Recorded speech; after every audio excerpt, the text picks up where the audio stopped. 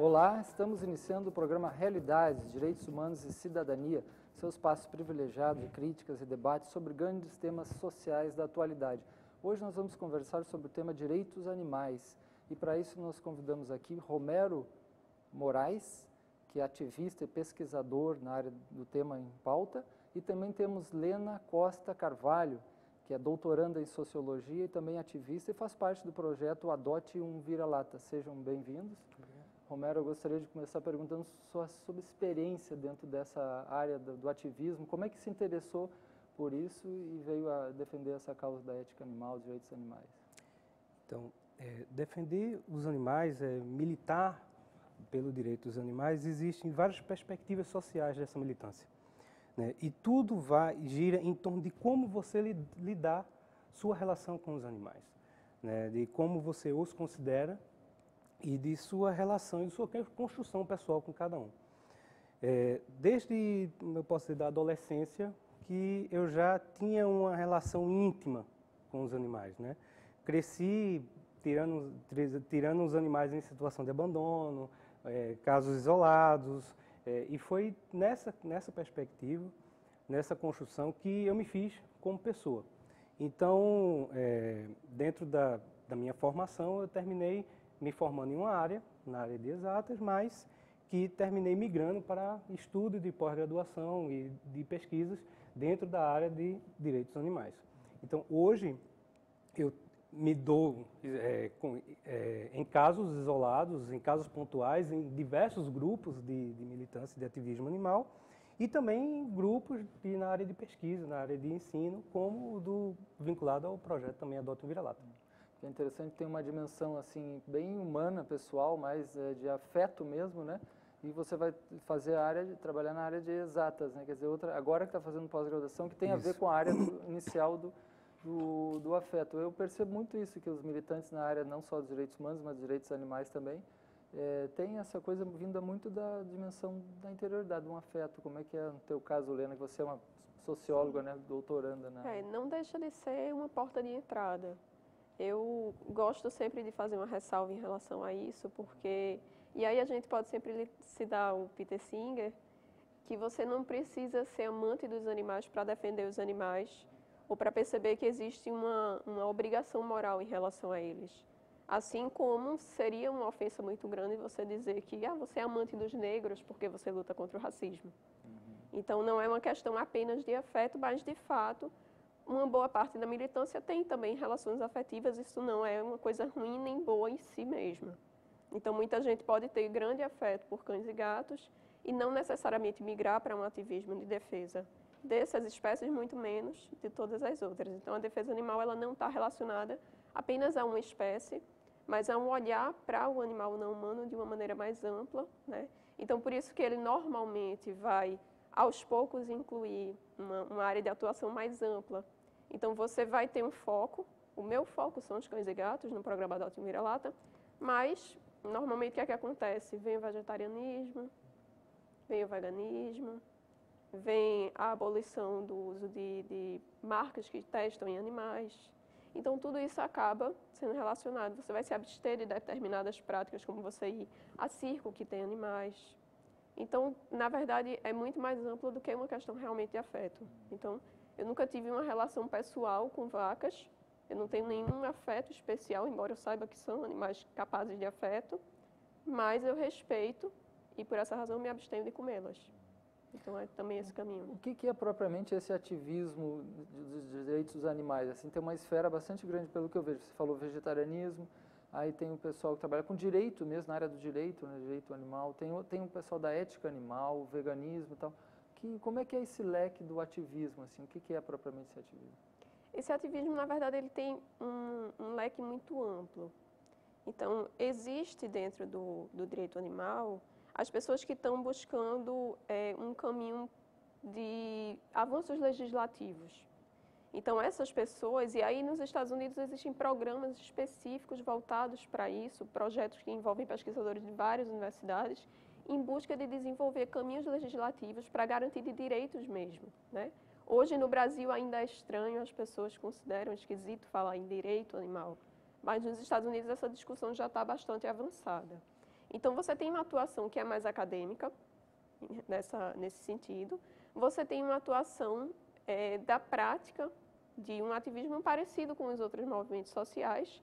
Então, a proteção animal, o que é isso? São aquelas pessoas que estão dedicadas no seu cotidiano, de maneira voluntária, a resgatar, recuperar animais que estão em situação de rua, animais que estão em situação de maus tratos, fazer também o controle populacional, castrar, é essencial, e buscar adoção para esses animais.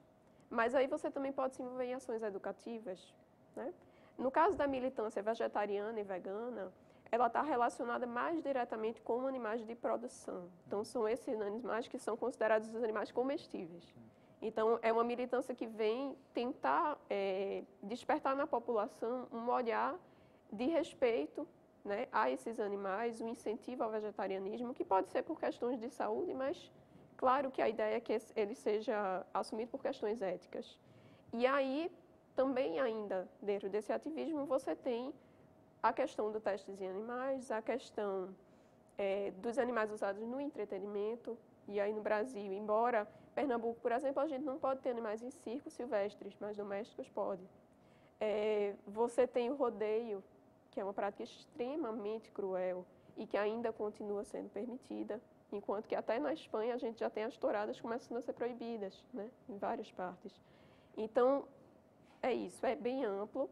E aí, dentro desse ativismo, cada pessoa vai se encaixando de acordo com o seu perfil, de acordo com aquilo que mais conhece e com aquilo que gosta de lidar. É como uma militância de direitos humanos.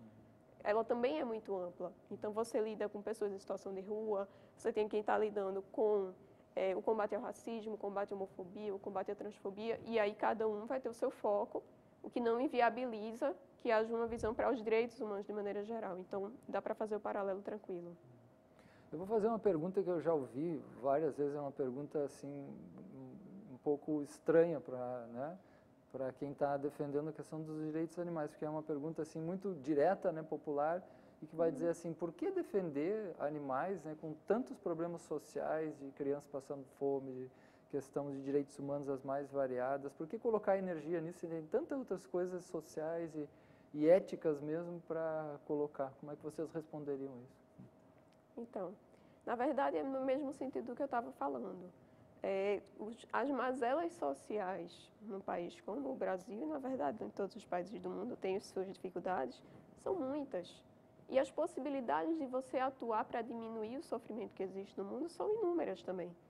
E na verdade, eu não vejo muito sentido na pergunta, embora eu ache importante respondê-la, porque uma boa parte das pessoas que me fazem essa pergunta são justamente aquelas que, até onde eu sei, não fazem nada pelo ser humano também. Então, eu acho que se cada um tivesse a condição de fazer aquilo que lhe convém, aquilo que julga importante, e incentivar os outros a fazerem também, a gente já teria um caminho para um mundo um pouco melhor, né? Sim. E, na verdade, essa é uma luta como qualquer outra luta. A gente tem vidas em sofrimento. Não é uma causa fofinha, uma causa bonitinha, como muitas vezes as pessoas costumam estereotipar. A gente está tratando de animais, no meu caso, por exemplo, principalmente, é muito estereotipado. Às vezes eu digo que eu sou ativista ou que eu pesquiso isso e as pessoas dizem, ai, que lindo. Não é lindo. Eu estou lidando com animais que a gente encontra no meio da mata amarrados para a morte. Eu estou lidando com animais que levam facada, animais que são envenenados diariamente. Eu estou lidando com animais que passaram 10, 15 anos com a família e no momento que eles adoecem, eles são colocados na rua. Eu estou lidando com animais que são levados para o CVA e as pessoas pedem que eles sejam mortos, porque simplesmente desenvolveram qualquer tipo de doença. Então, não é uma coisa pouco relevante. É, na verdade, uma causa que tem muito de relevância para os próprios direitos humanos. Sim. Porque, na verdade, o que se faz hoje com os animais não humanos é uma naturalização da violência. Isso é muito perigoso. E isso é perigoso também para os humanos. Eu não acho que essa deva ser a nossa única motivação para defendê-los, mas é uma motivação importante também. É importante que você ligue essa dimensão do animal, com a valorização da vida animal com a vida humana, porque muitos pensadores e grandes mestres até da humanidade fazem essa colocação também, ou seja, essa sensibilidade em relação à vida, os problemas ecológicos, por exemplo, as coisas estão... O homem e o animal sofrem, né? São interligados. Mas como é que o Romero vê essa questão? Eu acho que o ponto de reconhecimento é o ponto da ciência, de você reconhecer esse indivíduo como que ele sente dor, que ele tem o sofrimento e que ele tem a possibilidade de sentir felicidade. Então, se você reconhece esse indivíduo com estes sentimentos, você já tira este indivíduo da classificação de um produto, de algo descartável, de algo que você pode fazer o que você bem entender com ele, como talvez uma cadeira que pode ser jogado como reciclagem. O animal não é bem isso. Então, eu acho que tudo mora a partir dessa perspectiva. Se você tiver essa perspectiva para si, certo? Tudo vai, a partir dela, tudo vai mudar, todas as suas atitudes perante os animais vão mudar. Agora, é uma questão complexa, né? Defender, principalmente a questão, por exemplo, o pessoal que trabalha com veganismo, vegetarianismo, né? Que as pessoas, muita gente, né? A maioria come os animais. Eu vim de um estado lá que tem muito churrasco, o pessoal adora churrasco. E é uma questão cultural, né? Muito arraigada. E outra, até algumas coisas já estão sendo desmistificadas. Por exemplo, que carne é necessário para a saúde e tal. Hoje se sabe que isso não tem mais necessariamente. Mas sobra toda essa dimensão cultural. E outro peso para nós todos, digamos, enfrentarmos nessa questão, que é o animal não tem alma. Na tradição ocidental cristã, ele perdeu lá pelas tantas a alma, né? E engraçado porque animal do latim significa aquele que tem alma, né? Animal é o que tem alma, que tem é vivo, né? Fruto da vida, da vida como um todo, como ser humano. E agora, como é que vai se enfrentar com tudo isso aí? Eu acho que tudo, nesse aspecto, eu acho que tudo vai da relação individual e da construção que você tem com o animal. Eu levei um processo, foi um processo longo para eu parar de comer carne. E se você me disser qual foi a data, eu não sei te especificar. Eu sei te especificar o ano, mas a data não. Porque foi um processo pessoal de entendimento, certo? E de fazendo as conexões, as reflexões que deveriam ser feitas, certo? E com relação à questão da espiritualidade dos animais, aí vai da questão da crença de cada um ou de cada grupo social. Eu, particularmente, tenho uma crença que sim, que é possível. Eu tenho 9 filhos em casa, certo? 4 gatos, 5 cachorros. E eles vivem menos que a nossa espécie humana. E alguns deles, quando se foram, eu adotei outros, certo? E esses vieram com as mesmas características que o outro. E não tem o padrão de criação era diferenciado, porque eu já peguei ele jovem. Então, ele veio com alguns traços de personalidade de um antigo que foi no passado. Então, eu posso provar? Não posso provar. Mas o que é que se pode provar nas religiões? É tudo muito subjetivo. Então, é muito do que cada um acredita. Eu, pessoalmente, acredito sim que os animais têm alma.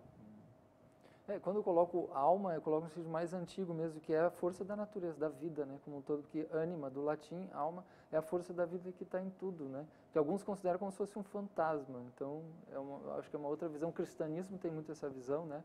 De algo como se fosse fora, assim, fora da natureza. Mas como é que a Helena vê isso?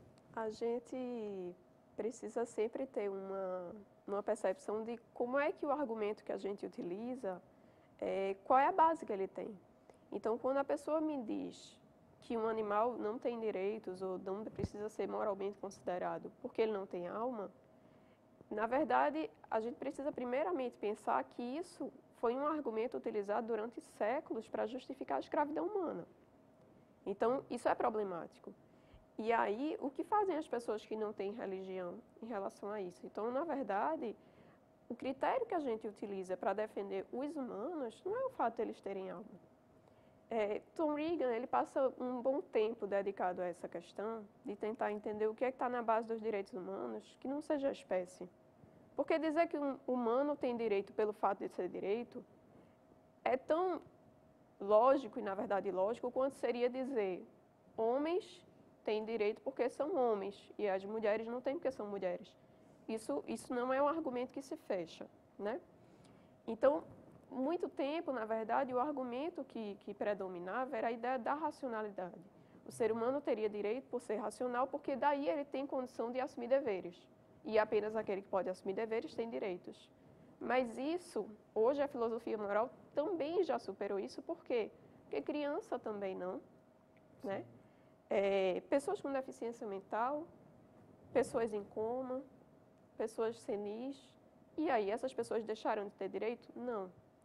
Então, Reagan ele chega à conclusão que, na verdade, o que une todos os humanos e o que faz com que todos tenham que ter sua dignidade respeitada é o fato de que a nossa vida tem um valor inerente, que não depende daquilo que você vai fazer de mim, mas a minha própria vida. Por quê? Porque a gente tem consciência, a gente tem senciência, né, essa capacidade de sentir dor, prazer, alegria, e a gente estabelece relações. E, na verdade, essa é uma característica que nos une a pelo menos todos os mamíferos e todas as aves. Todos os animais que são dotados de um sistema nervoso central têm essas mesmas características. Então, como é que a gente pode dizer que a gente precisa de consideração moral, ou mais ainda, de garantia de direitos, e esses animais que têm características tão semelhantes, não têm? E essas características não são subjetivas nem religiosas.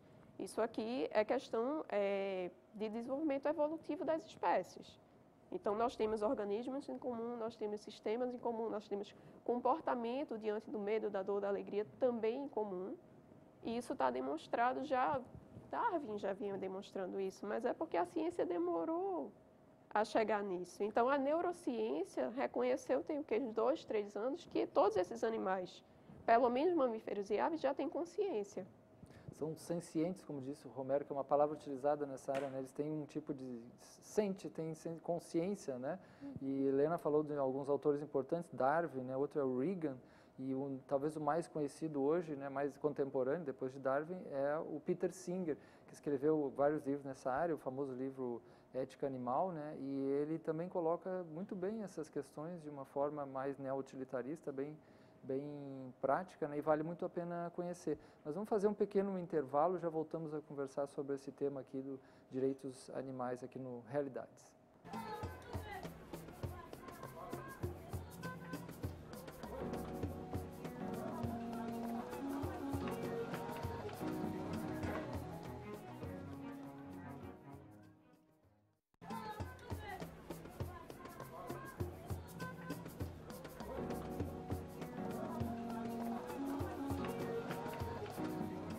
Estamos de volta hoje conversando sobre o tema direitos animais e temos aqui a presença do Romero Moraes, que é ativista, pesquisador na área, e também da Lena Costa Carvalho, que é socióloga e doutoranda em sociologia, pesquisadora da área.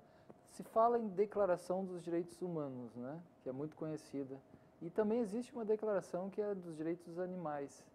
Quer dizer, é possível falar isso, apesar de que existe uma declaração? Como é que está essa coisa? É possível falar mesmo dos direitos animais? Inclusive, no início do programa a gente conversava para ver o título exatamente, eu achei que era Direitos dos Animais e me corrigiram, não, Direitos Animais, assim como Direitos Humanos. Vamos explicar um pouquinho isso? Eu acho que a gente está num processo de evolução. Temos a esperança que um dia a gente possa falar em direitos dos animais. Mas hoje, no que nós temos no ordenamento jurídico brasileiro, é que não é o direito do animal em si. Toda norma, quando construída, quando discutida e justificada, certo? Que temos atualmente, ela vem de um direito difuso. O animal é beneficiado, sim, mas não é um direito, não é uma norma que foi criada para o direito deste indivíduo. É intrínseco, né? Exato. Não tem um valor intrínseco. Não. Então, é uma norma que foi criada para o direito de uma coletividade, o direito do meio ambiente, certo? E com isso o animal ele vem sendo beneficiado. Então, a nível federal, a nível estadual e a nível municipal, temos diversos exemplos que, quando as normas são construídas, elas não são fundamentadas em o sofrimento do animal, e sim em um aspecto econômico, socioeconômico, em aspectos de direito público e privado. Helena? E a gente tem um exemplo muito claro disso, no Brasil todo, mas em Pernambuco especificamente, que é a 14.139, que é uma lei que foi sancionada em setembro de 2010 e que, na verdade, é uma tendência no Brasil todo, que é a substituição daquela política da chamada carrocinha, que fazia captura e morte de animais que estavam soltos pela rua, para uma forma de controlar as zoonoses, especificamente a raiva. E precisou da OMS emitiu um parecer em 1992 afirmando que essa técnica ela é ineficaz para que isso começasse a mudar. Então, nenhum julgamento ético foi suficiente para mudar essa lei. Precisou-se de um parecer dizendo, olha, é ineficaz e, portanto, a saúde humana não está sendo beneficiada. Aí começa-se a mudar. E essa lei ela foi sancionada em Pernambuco em 2010. A gente agora está em 2015 e ela ainda não foi regulamentada. Isso significa dizer que falar em direitos animais é possível, tem uma base que permite isso na filosofia do direito já hoje. Mas a gente está muito longe de alcançar isso. Então, hoje, o que é que a gente tem? A gente tem, inclusive, uma luta dentro das faculdades de direito para que se tenha uma disciplina autônoma de direito animal. Então, esse caminho está sendo trilhado muito devagarzinho, mas, na prática, a gente tem uma legislação sempre voltada para o benefício do humano. E aí, esse caso mesmo nosso, né, então, foi proibido, já a carrocinha não vai andar no meio da rua de Recife resgatando animais para matar, mas a política de controle populacional, até agora, não foi estabelecida. Então, de quem é essa competência, de onde vem essa verba, que técnicas vão ser utilizadas, nada disso está colocado até agora. E isso é uma obrigação do Executivo. Então, a gente tem uma lei que está sendo empurrada com a barriga há 5 anos e que realmente ela tem o poder de beneficiar a saúde humana, mas ela tem o poder de prevenir o sofrimento que é o abandono dos animais. Então, hoje, as estimativas, que tem pouca base, inclusive, porque a gente não tem um censo para isso, falam de 100 mil animais na rua, em Recife. Em Recife. Só em Recife. Que irá a região metropolitana. Esses 100 mil, no caso, sem dono, sem cuidado. Exatamente. Né? E aí, enquanto você está empurrando uma lei com a barriga, uma cadela está dando 2 crias por ano. E uma gata, até 4 crias por ano ela pode dar. E você não está prevenindo o abandono desses animais na via pública. Uma cachorrada, como diz o povo. Isso. Todo lugar tem cachorro. E aí o que é que acontece quando acontece uma cachorrada? Normalmente é o quê? Uma cadela no cio com um monte de cachorro atrás. Envenenamento, apedrejamento, atropelamento. E tudo isso interfere na vida dos animais e também das pessoas. Mas uma legislação já voltada para o animal em si, o animal considerado, como você mesmo estava falando, como um valor intrínseco da própria vida, isso a gente está longe ainda de conseguir, mas não é impossível. Romero, queria falar. O próprio Código de Proteção Animal aqui do Estado de Pernambuco, no preâmbulo, ele vem fundamentando com questões sociais, socioeconômicas, certo? E que ele vem apenas regulamentar, limitar alguns aspectos, mas ele não traz o animal, certo? Como o pivô, o centro da proteção que a lei vem focar. Outro exemplo prático, que agora é mais municipal e mais recente, é a lei que proíbe a circulação de VTA, veículo tração animal, carroças, certo? A lei, ela traz uma discussão sobre a questão da mobilidade urbana. Ela é fundamentada sobre a questão da mobilidade urbana. Claro que o cavalo ele é beneficiado, porque ele vai ali, aquele sofrimento que ele está sendo exposto vai cessar, certo? Mas a questão legal, que é isso que nós estamos falando aqui nesse momento, não foi uma construção voltada para cessar o sofrimento do cavalo, e sim para melhorar a mobilidade urbana da cidade do Recife. E os carroceiros fiquem a Deus dará, né? Então, veja que interessante associar direitos animais e direitos humanos, né? Que essas pessoas, como é que vai ser? Então, eu não sei como é que ficou isso em termos de política municipal, como é que ficou esses carroceiros também? Na verdade, essa lei ela não foi pensada nem para os carroceiros, nem para os cavalos. Ela foi pensada para liberar o trânsito das carroças, que andam sempre devagar, sejam movidas a tração animal ou não. Se houvesse uma preocupação com eles, na verdade, a ideia teria que ser, primeiramente, tem que estudar quantos animais tem, qual é a condição de saúde desses animais e para onde eles podem seguir.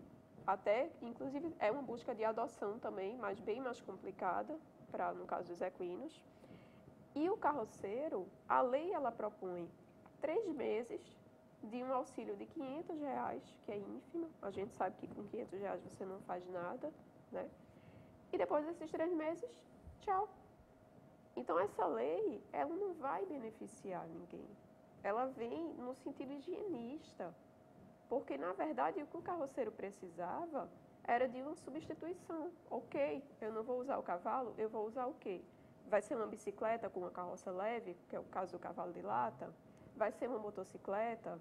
Que tipo de situação eu vou ter? Eu vou ter um apoio de um caminhão da prefeitura para não ter que levar esse material tão distante da área em que eu trabalho? Então, nada foi pensado para fazer essa substituição para os carroceiros e nada foi pensado em relação ao destino desses cavalos. Porque se você junta vários cavalos num determinado local pequeno e eles não têm capacidade de caminhar todos os dias, eles morrem de gases. Isso é uma coisa que qualquer veterinário pode dizer. A seda tem 10 veterinários, a Secretaria de Direito Sim, Animal. a seda E é nenhum deles podia ter dito isso antes de fazer a lei. É outro tema que a gente queria falar, né? Porque a seda, né? Que é uma coisa nova, né? Mas alguns já dizem que está sedada. O que significa isso? O que é a Secretaria, né? Dos Animais? Então, como é que está essa situação? Eu acho que o poder público, de forma geral, ele não se prepara e nem pensa nos animais, né? O que Helena acabou de trazer é que a Prefeitura do Recife criou uma secretaria, certo? E em seguida fez uma medida restritiva para algumas pessoas, proibindo VTA. Ok, mas antes não pensou em como eu vou amparar esses cavalos. Não pensou dessa forma.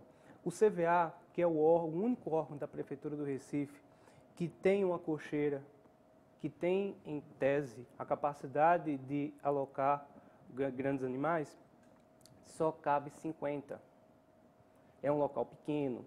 E, como a Helena estava falando, cavalo é um animal que o processo digestivo dele ocorre no caminhar. Então, é um animal que não se cria em confinamento. Então, o CVA é pequeno, certo? Com pequenas cocheiras. Então, o Estado, o poder público, no caso o município, ele não se preparou adequadamente, certo? Quando se pensou na implantação de uma norma como essa. A seda, ela desde o início, ela vem com essa política de ações sem pensar, certo? Apenas focada em alguns objetivos que a causa animal e quem milita na área ainda tenta buscar, certo? E faz ações desconcentradas com os outros órgãos.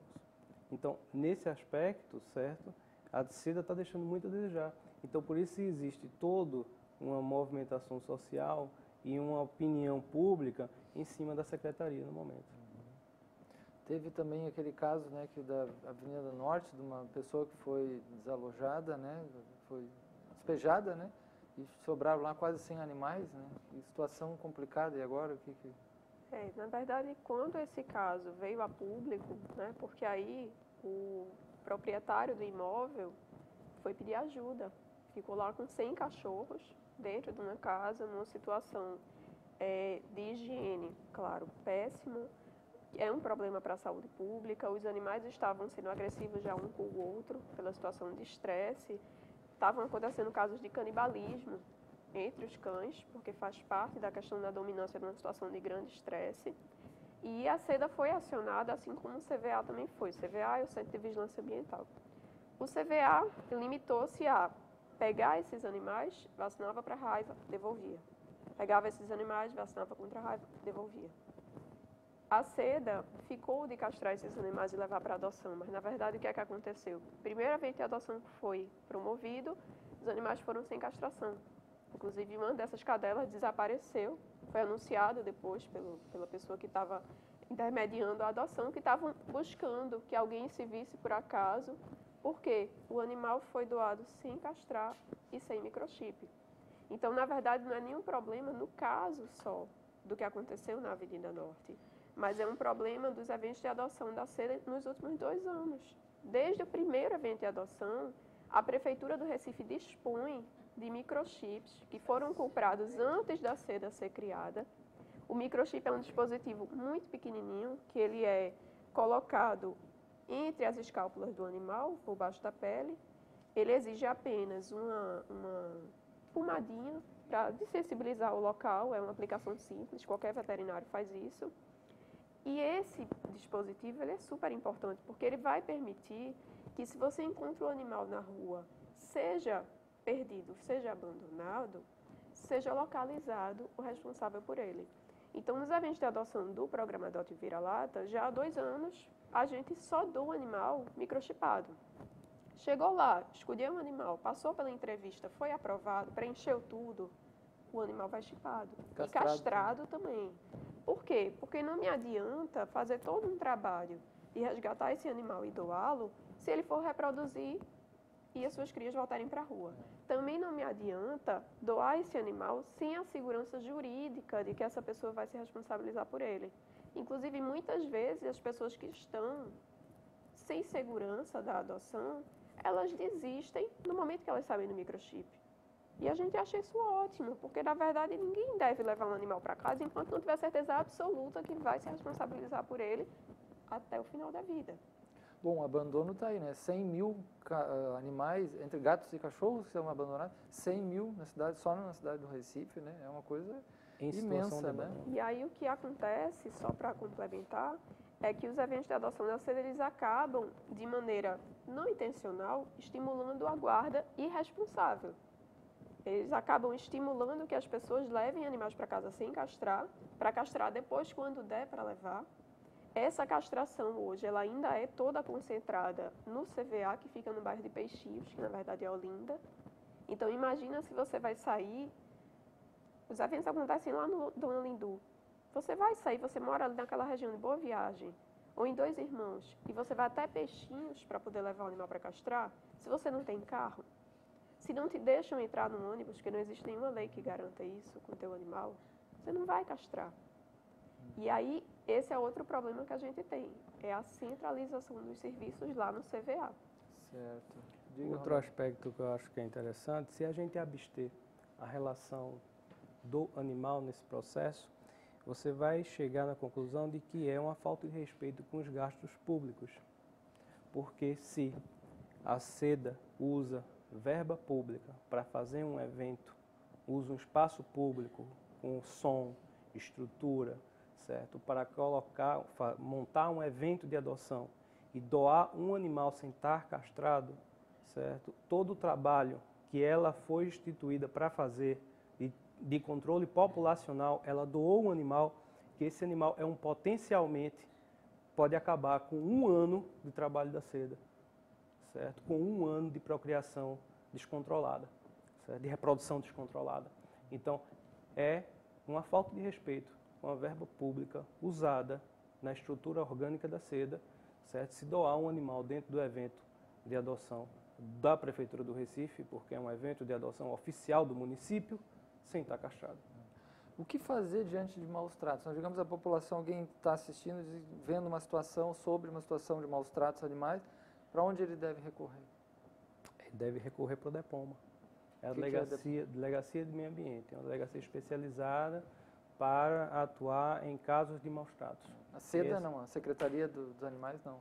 A seda, ela pode sim ser acionada, certo? Considerando que seja dentro do município do Recife, ela pode ser acionada e que ela deverá acionar o DEPOMA em uma operação em conjunto. Porque quando a gente está falando de animais, nós temos que dividir, certo? Uma operação, e isso até existe uma competência institucional diferenciada quando se fala dos animais domésticos e quando se fala dos animais silvestres. Quando o DEPOMA se depara com um caso de maus tratos de animais silvestres, o DEPOMA vai acionar a CPRH, que é a agência do Estado, certo, habilitada para atuar junto aos animais silvestres da nossa fauna, certo? Quando nós temos os animais domésticos, o DEPOMA vai ter que recorrer, não tem no Estado um órgão especializado para animais domésticos, animais de companhia. Então, o DEPOMA vai ter que acionar, certo, a Secretaria de Meio Ambiente do município, Secretaria de Saúde, para que ela venha a atuar em conjunto. Ocorre que, no caso do município do Recife, existe a SEDA. Nos outros municípios não existe Secretaria de Defesa dos Animais. Certo. É um tema bastante interessante, né, esse também, mas vamos ter que fazer agora um pequeno intervalo e já voltamos a conversar com os nossos amigos aqui sobre os direitos dos animais.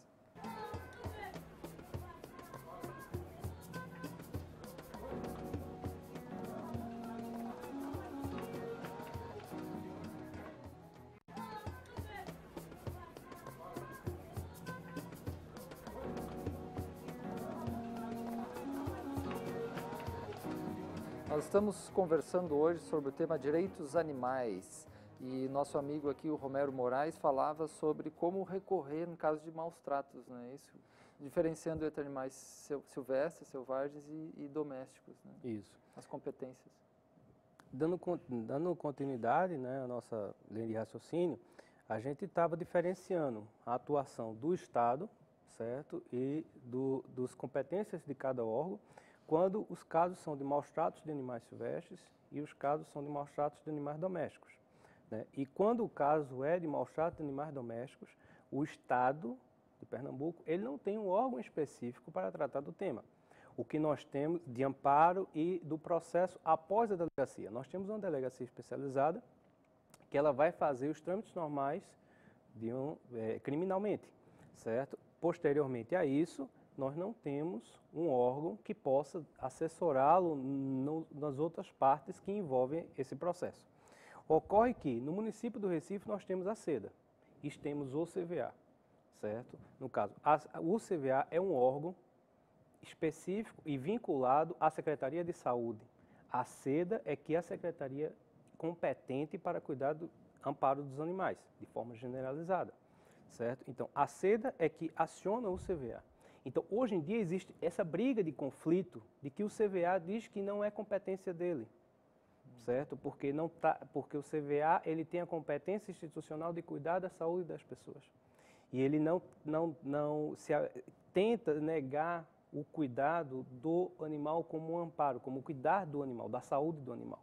Então, existe esse conflito de competências atualmente, é uma coisa evidente no nosso município aqui do Recife, certo? Mas que a gente entende que o município, como um todo, não importa a secretaria que esteja vinculado, ele tem o dever de vir e fazer esse amparo com os animais, de cuidar dos animais. Então, ocorre o crime, mas aí depois a responsabilidade de amparar esse animal, de cuidar, de todo esse processo final, porque o animal ele precisa de cuidados especiais, certo? Então, principalmente quando ele é retirado da situação de maus tratos, então quem tem que assumir a competência é o município. Um outro exemplo que nós temos, que o município de Jaboatão optou por outro organograma. Ele colocou o direito dos animais e colocou a questão do controle populacional para a Secretaria do Meio Ambiente. Então, casos em Jaboatão é vinculado à Secretaria de Meio Ambiente, uma estrutura orgânica diferente da que aconteceu aqui na cidade do Recife. Mas que atualmente isso é um dilema, certo? E um conflito de competências que ocorre no nosso município. Lena, tem alguma coisa? A gente ainda tem uma terceira etapa, que é depois que você já lidou com o animal, entrou com o processo criminal, ele tem que ser julgado. E aí não é mais um problema só de Pernambuco. No Brasil, a gente ainda tem uma quantidade de condenações muito pequena. E, principalmente, a gente tem processos que demoram muito a terminar. Isso não é um problema exclusivo, né, dos animais, mas como ainda é considerado pela própria polícia e pela justiça como algo secundário, então a tendência é que essas coisas se arrastem por muito tempo. E aí o que a gente encontra, e eu vejo muito isso na minha pesquisa, é uma sensação de descrença na justiça muito grande, que acaba gerando efeitos perversos, como é o caso esses casos emblemáticos de maus tratos que aconteceram, o Yorkshire, o cachorro poodle, e que as pessoas estavam lá na internet pedindo linchamento, divulgando o endereço residencial da pessoa para que alguém fosse lá tomar providência. E isso é um absurdo, é óbvio que é um absurdo, porque a gente tem uma justiça no país que precisa ser feita pelo Estado. Essa brincadeira de justiça com as próprias mãos é extremamente perigosa, seja relacionada ao humano, seja relacionada ao animal. Mas, em certa medida, isso está relacionado com essa lentidão desses processos e ainda com esse descaso que ainda acontece, inclusive, quando você liga para a polícia para denunciar. Ou quando você liga para os bombeiros para fazerem um socorro de um animal e eles dizem, olha, a gente não vai, porque apesar de a gente, neste momento, não estar atendendo ninguém, se um ser humano ligar, a gente tem que estar a postos. Então, eu já passei por esse tipo de situações, já acompanhei vários, né, de animal pendurado em sacada de prédio, em rede de proteção, em árvore. Falando nisso, e aí conte eles alguma dizem, coisa desses seus seu e aí ativismo. eles dizem, olha, uma hora ele vai descer. Claro, quando ele morrer, ele tomba e desce. Então, isso parece que é piada, e não é. Uma vez eu fiquei em Boa Viagem, no prédio de uma amiga, o gato caiu.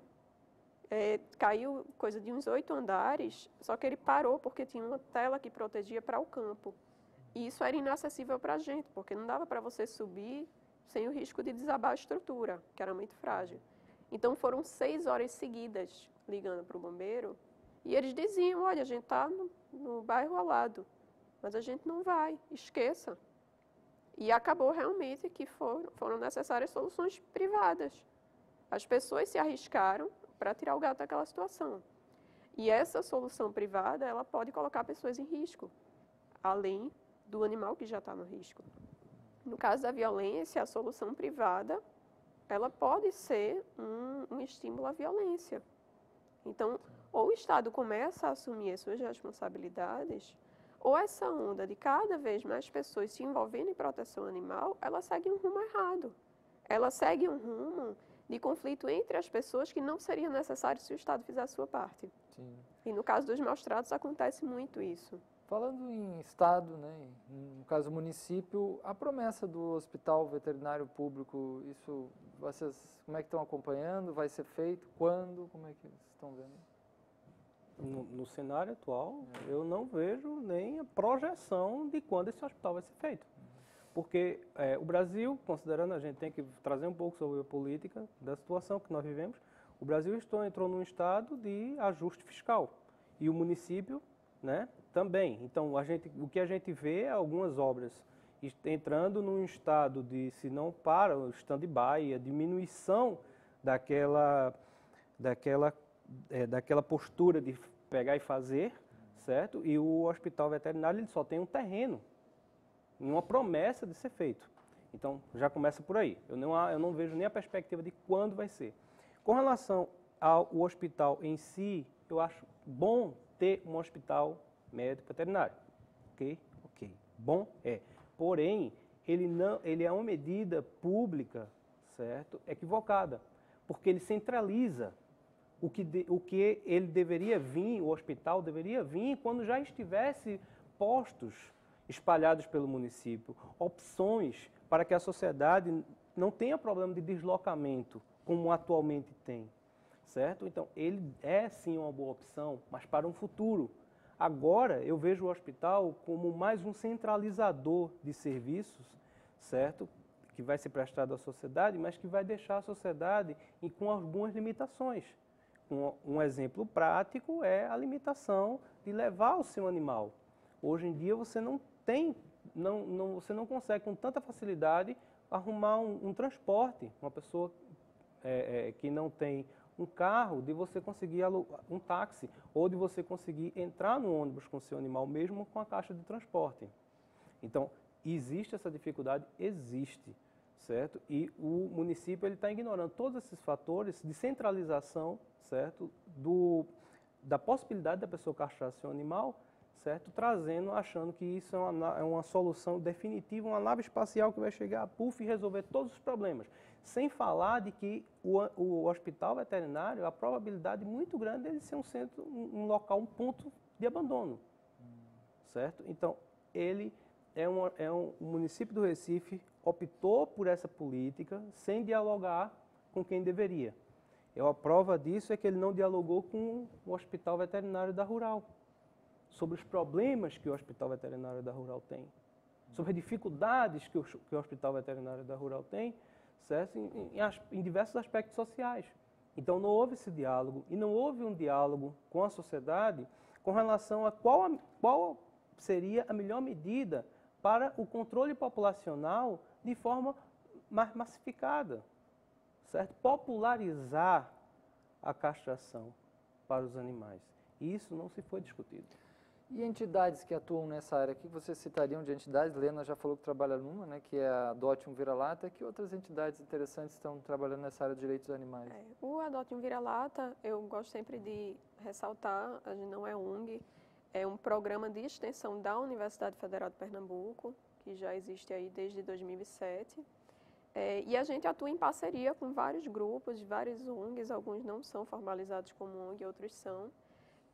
E outros que não atuam diretamente conosco, mas que vale a pena citar. Então, a gente tem o Adote um Bichano, a gente tem o Projeto Patinha, que atua lá em Camaragibe, mas também vem para Recife. Pratinhas. A gente tem, dentro do Facebook, grupos também voltados para isso, independente ou não de ONG. Então, tem o SOS Adoção Recife. SOS Adoção Recife. Tem o Adota Recife também. Tem o grupo também do próprio Adote um Bichano. Então, na verdade, as possibilidades de você se envolver numa causa dessa são muitas, né? Uma busca simples no Facebook, o que mais tem é grupo, o que mais tem é animal precisando lá temporário, precisando de adoção, precisando de ajuda, enfim.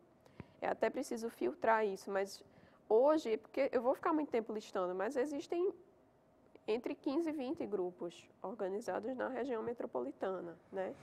Então, o importante é conhecer a forma de atuação de cada um para saber onde é que você se enquadra para poder ajudar, colaborar da maneira como entender. Eu gostaria de fazer só uma pequena parte sobre a questão do hospital, né?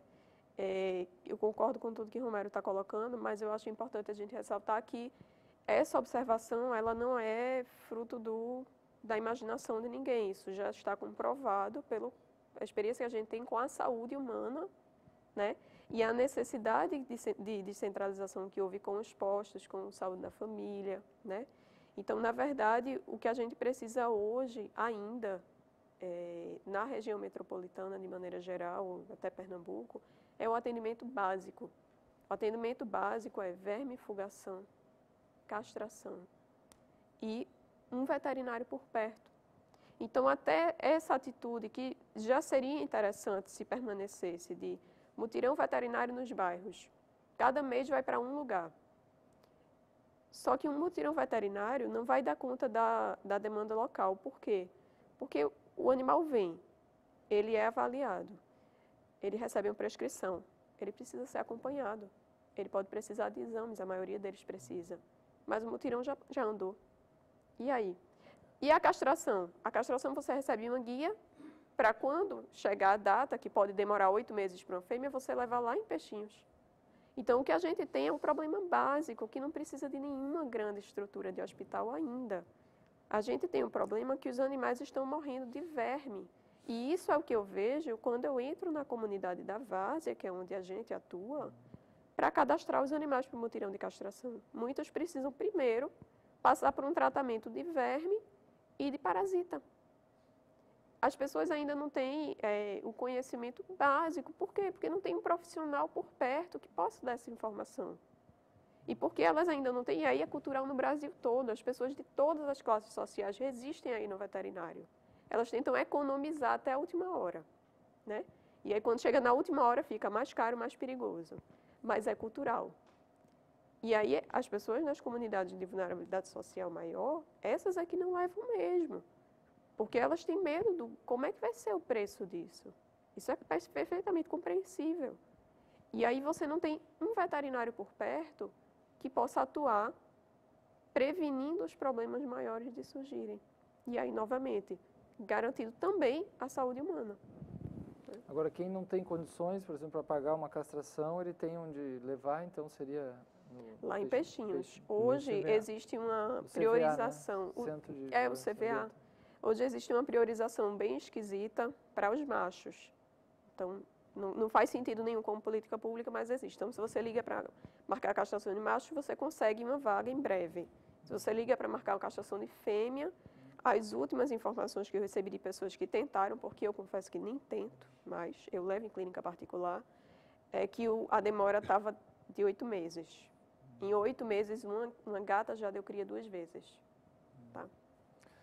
Eu queria de vocês dissessem filmes e livros, fontes para a pessoa estudar mais esse tema, né? Tem alguns filmes bem interessantes nessa área de ética animal, direitos animais, né? Quais que vocês assistirem e acham interessante? Bom, é um filme que eu diria que não é para todo mundo. Eu acho que a pessoa tem que estar querendo assistir. Então a pessoa vai se provocar, vai trazer reflexões, que é Terráqueos. Terráqueos é ótimo. Né? Eu acho que esse é o básico, mas é um básico que a pessoa precisa querer fazer essa reflexão. Tem um mais light, mas que eu acho extremamente tocante. Não tem nenhuma cena de sangue para as pessoas que têm resistência de encarar, que na verdade é a realidade, mas as pessoas que não querem ver isso, é The Peaceable Kingdom. Ele ainda não existe em português, mas você encontra com legenda para vender. Eu acho que inclusive a SVB vende esse DVD, é muito bom. Em relação a livros, além dos autores que a gente citou aqui, que são essenciais, o Tom Riga, Peter Singer, tem um livro muito bom e ele é feito para um público bem amplo, não é um livro de debate acadêmico apenas, que é Quando os Elefantes Choram. E é um livro que eu acho que vale a pena. Ele é sobre a vida emocional dos animais, então ele quebra, entre os próprios cientistas, esse paradigma cartesiano tão ultrapassado de que os animais não teriam absolutamente nenhum tipo de senciência, né? Que não se sustenta cientificamente, mas o argumento do livro é justamente como que os cientistas percebem isso na prática, mas escondem na hora de revelar seus dados oficiais, né? Eu recomendo muito para o nosso telespectador, né, o filme, que é muito bom, um filme brasileiro, que é muito ilustrativo, ligado à saúde, mas fala diretamente sobre o consumo animal, que é o filme A Carne é Fraca. É um clássico, né, já de muitos anos, já passei muito também em sala de aula, trabalhando muito com os alunos isso. Sim. E antes de passar esse filme, até vou trazer a pergunta que eu coloco para os alunos nessa ocasião, que é assim: que tipo de relação ou encontro-relação tiveram com animais no dia anterior? E é engraçado que vê que eles trazem assim: quem tem um cachorro, então eu encontrei meu cachorro, etc e tal. Ou coisas desse tipo. Ou não tenho cachorro, não tenho animal nenhum. E aí a gente começa a investigar e essa pessoa tomou leite, então animal, né? Tem um cinto, por exemplo, que é de couro, tem batom que é testado em coelhos, né? Enfim, tem outras coisas que vieram todos do animal, como couro, como várias coisas que vêm dos animais. Então, essa percepção, como é difícil às vezes ter uma percepção, né? Sim. Agora nós temos meio minuto, que vocês querem deixar algum recado final? Eu gostaria de dizer apenas o seguinte: eu gostaria de convidar a todos que se movimentem, certo? Cada um da sua forma, cada um com o seu olhar, cada um com sua sensibilidade, cada um com a afinidade que acredita ter na relação com os animais. E que façam no seu cotidiano, na sua vontade, nas suas relações sociais, que façam com que todos parem de olhar os animais como objeto, de algo descartável, algo que podemos comprar, algo que podemos trancar num quarto, certo? E simplesmente silenciar um sentimento que está ali em evidência. Então, eu convido a todos, eu peço que todos, que da sua forma, da sua individualidade, atuem para fazer com que suas relações sociais com o seu parceiro do lado passem a olhar com outro aspecto. Ok, né? Agradecemos muito então os nossos convidados, agradecemos também a produção da Adriana Miranda, que trouxe esse tema para nós, os direitos dos animais. Obrigado a todos e até a próxima.